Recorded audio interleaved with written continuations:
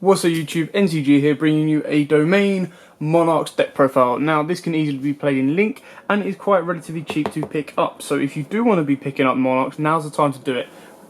Because again, as they kind of fell from grace when they were the top deck, it's a lot cheaper and easier to pick some of these cards up. And then obviously the second, if they do really well in Link, then the prices might go up a little bit of the harder ones to get. So this is a pre-warning to pick these up if you want to give them a go while they're cheap and easy. Without further ado, I'm going to crack straight into the deck profile and we'll show you what we've got. So, triple Urbis, the Underworld Monarch. Now this card, like, the artwork is insane. I love it. It looks so good, especially against the counterpart Ether right next to it as well. The effect to rip one from your opponent's hand going first is insane. And it's very good and easy to recycle around, especially as a 28 beater as well. Triple Kuraz, the Light Monarch. Now this was once considered the worst Monarch. It is now probably one of the most important Monarchs, purely because it helps unbrick your plays, draws you cards, and then, you know, kind of extends your first turn plays. Then we round off with the one Ether, obviously because of the ban list. It was the best one, and that's why it had to get hit. It's still incredibly strong in the deck. And then we play the one Thessalos, the Mega Monarch. Now I really like Thessalos because it's the rip from your opponent's hand and then the burn on top of that. Now obviously you can play other Monarchs like Zaborg and of course YUGIOH, the Mega Monarch as well. Thessalos, from what I've seen, is the most expensive Monarch at this moment in time. I think it sits at about £8 to £9. That's just what I looked at last. So he's probably the harder one to pick up, but like I said, this is personal choice. These can be easily taken out for YUGIOH or Zaborg, depending on what you play and how you want to play it. Then we play triple Blackwing Gofu. Now this is really important because it is going to be such a catalyst in the Link setup until August, until we get that ban list, and I'm near enough, I'm saying it now and I'm near enough guarantee it, Gofu in one way or another will get hit in the Link format ban list coming up in August, purely because it's just too good. You special summon this in a Link format, you've got your tokens to go into your Link Spiders, you've got your Decode Talkers, you can go into Mystery, you can just pretty much extend the plays with your Gofus, which is why he might, mere enough, 99.99999% be hit. However, in the Monarch build, he is still very important, because imagine special summoning Gofu, get your 2 tokens, tribute off Gofu himself for Kuraz. Kuraz pops the 2 tokens, draw 2, you've got the domain lock ready to go. Triple Adia, the Heavenly Squire, again, massively important. You normal summon this, you special summon YUGIOH from deck, and then you get an additional tribute summon or a normal summon, and you go bang, cool, domain lock. Speaking of which, you play double YUGIOH, the Underworld Squire, and then we do play double Mithra because she is another way of unbricking your hand as well. Now Mithra obviously gives your opponent a token, but then you can tribute her off.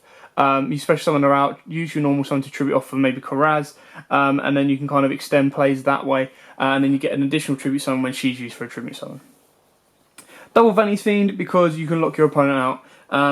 Now, obviously with Zoo going first, they want to special summon a heck of a lot, and they can struggle quite a bit without having this issue to beat over Vanity's Fiend, unless your opponent has like Regeki or anything like that. But then again, Vanities can also lock out, and it's very good. You can play Majesty. I personally don't like playing Majesty purely because it stops. It's more of a late game kind of card, and the other thing is Vanities is a target for a law.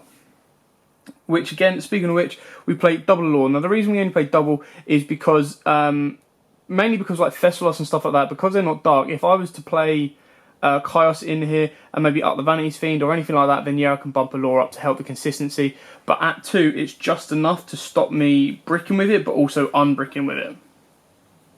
Triple Domain of the Monarch, the most important spell in the entire deck. Well, that's down to personal perception, but I still think it's massively important to be able to drop your tribute summons down by 1 level and maybe activate a second one to drop it down by 2 levels and get it as a normal summon, plus the effect to generally just give your attacks 800 more damage, and then the ability to lock your opponent out of their extra deck. So, I mean, what more could you want from a domain? Triple Tenacity of the Mega Monarch, of the Monarch, sorry. This can pretty much search you out anything. So this searches you out your Stormforth, your Pantheisms, absolutely pretty much anything to do with Monarchs, and it's very helpful.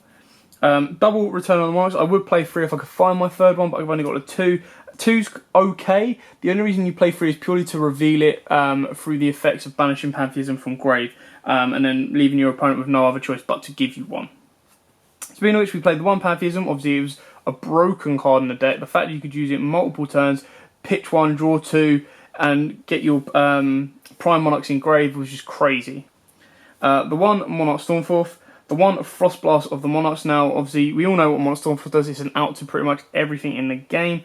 And then Storm Blast, you just banish, you target 1 set card in the field, destroy it. So it's very, very cool just to go pop and pop. And then you can banish this card, add 1 Monarch spell or trap card from your graveyard, then target 1 set card in the field and destroy it. So not only is it adding you back your Pantheism or anything like that, you're then popping stuff as well. Foolish Burial, again, sending out the ideas and Idioses to then banish them and get their effects off.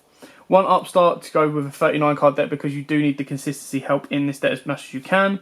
1 for 1, which is incredibly special because when you get a Dia out, and very, very important, you then basically get 2 normal summons. By the time a Dia special summons, she special summons Idos, then you've got 2 normal summons, so you can just go 1, 1, or however you want to play it.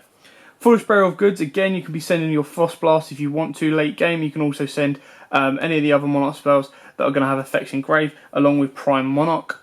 Rhoda to search out your Idos, purely because you want to make it, your idea, purely because you want to make it as consistent as you possibly can. You want to see her as early as you can. And then we wrap it off with 2 the Prime Monarch because it's a pain in the arse. The fact that you could just constantly keep recycling this and keep bringing it back was always a pain back when they were at max power, because you thought you had it and they banished and bring out a 2400 booty that you can't really get around or deal with. But, you know, that was the game of Monarchs, and, you know, we would probably like Monarchs at full power, considering the way zoos are. It would be very nice to see how full power Monarchs go up against full powered zoo. But yeah, that is it. Very straightforward, very to the point, very simple. That is the Monarch deck profile. Thanks for watching. Don't forget to like, comment, subscribe, share, and until next time, guys, see ya.